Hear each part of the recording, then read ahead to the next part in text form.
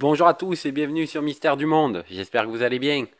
Aujourd'hui je vais vous présenter une affaire ufologique des plus intrigantes, l'histoire du crash de l'OVNI de Dalnogorsk en 1986. Mais tout d'abord, merci de vous abonner si ce n'est pas déjà fait, et merci de liker la vidéo, ça fait toujours plaisir, ça permettra à la chaîne de remonter un petit peu plus dans les résultats sur YouTube, et de se faire un petit peu plus connaître, ce serait sympa. Je vous dérange pas plus, je vous souhaite un bon visionnage, et c'est parti!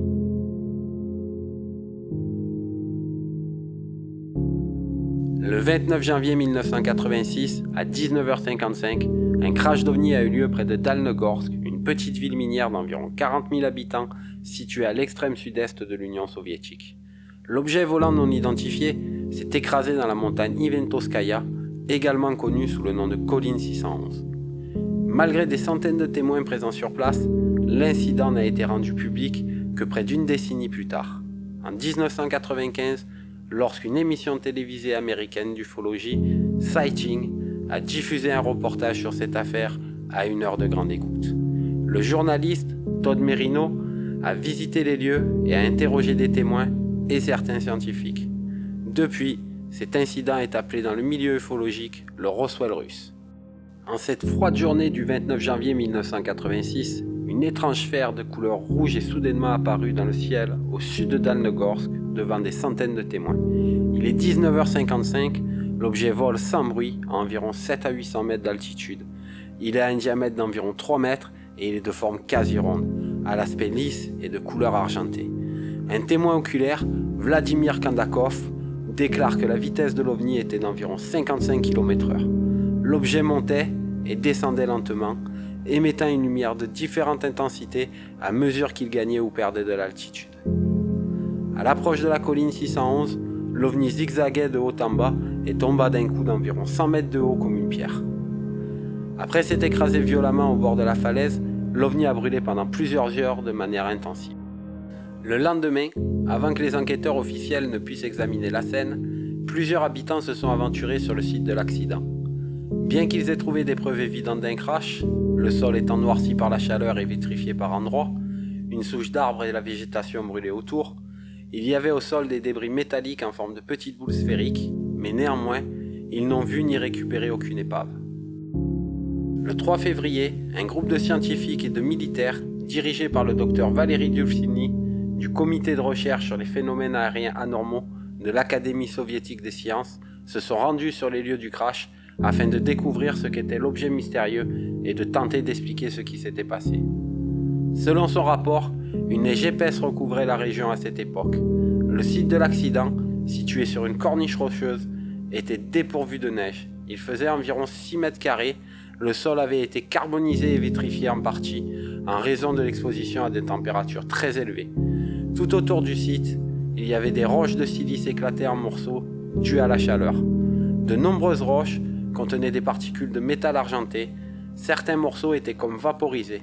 Parfois, ils ressemblaient à des cristaux solidifiés.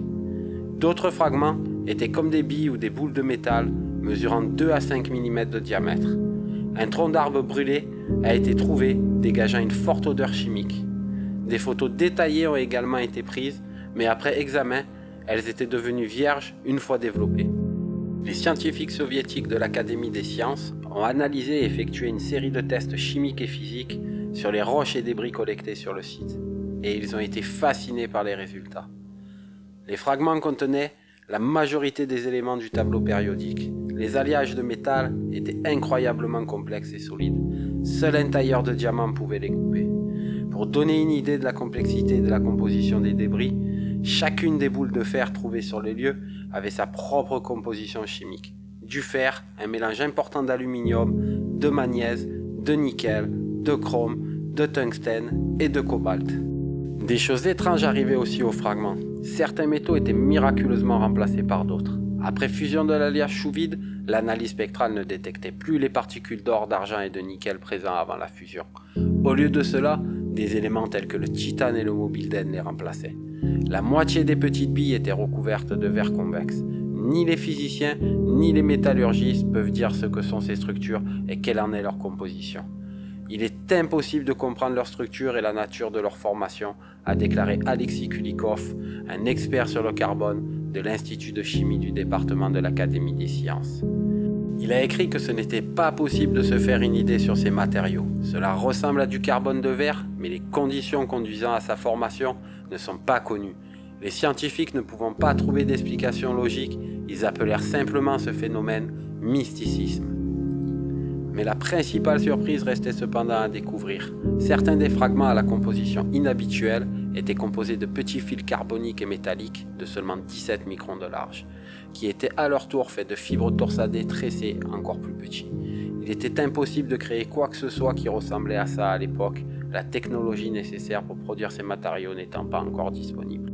Dvuzilny, au final, émit l'hypothèse que la chaleur intense déployée pendant l'incident et les lueurs vues sur la montagne par les habitants n'étaient pas dues aux flammes d'un incendie, mais à des réparations qui ont permis à l'engin de redécoller avant que les habitants n'arrivent et découvrent le lieu du crash, l'OVNI ayant probablement eu une avarie, le forçant à se poser d'urgence. Il y a d'autres détails curieux sur cette histoire. Sur le site du crash, des petits morceaux de pierre de couleur gris clair ont été découverts. Ces échantillons ne correspondent à aucune des variétés de pierres présentes dans la région. Le site du crash a été actif pendant 3 ans après l'écrasement. Les insectes et les animaux évitaient l'endroit. La zone affectait les équipements mécaniques et électroniques. Certaines personnes sont tombées très malades. Cette zone 611 a présenté de nombreuses anomalies, selon un article paru dans le Soviet d'Igéreur. Les membres d'une expédition sur le site ont indiqué que leurs lampes de poche ne marchaient pas.